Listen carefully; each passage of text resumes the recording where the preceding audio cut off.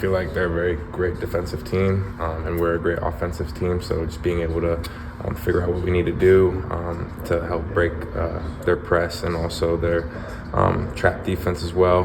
They're also a great offensive team too. So being disciplined on defense, communicating is going to be very key in order for us to win, and just being together as a group. You guys haven't really played an all-out press team yet like this. I mean, and last year when you guys did see that, you struggled a little bit. What do you feel like? How is this team better equipped to handle something like this? Yeah, well, I feel like we got the guys.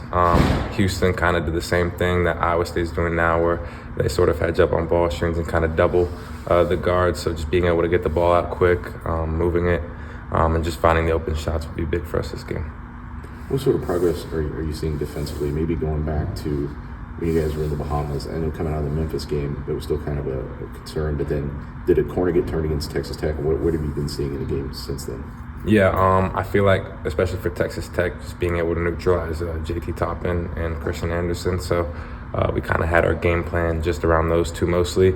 And I feel like that helped us win the game. And then also going into these next games, kind of having the same mindset, who to sort of look out for the most on each team that we're playing. Iowa State has a lot of good guys that know how to score. So just being able to do our job and keep the ball in front of us will be the reason we will win this game. Is there anything about the experience against Toppin that you guys can apply to the experience you're going to have against Jefferson tomorrow? Yeah, being able to go for like the blind eye, and also being able to help in the post if there's like a mismatch, sort of what we did with JT, and sort of kind of having them have to skip the ball out and then finding our man from there.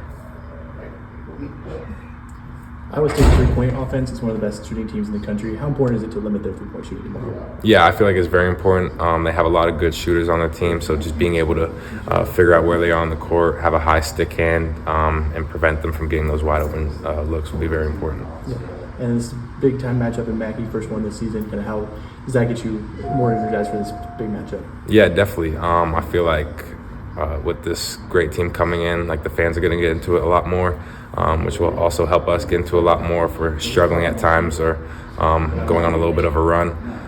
So just having that energy is going to be big, and then this win will be big as well in helping us prepare for March Madness in the future, because it's the type of team we could look at in the Final Four, if not the finals.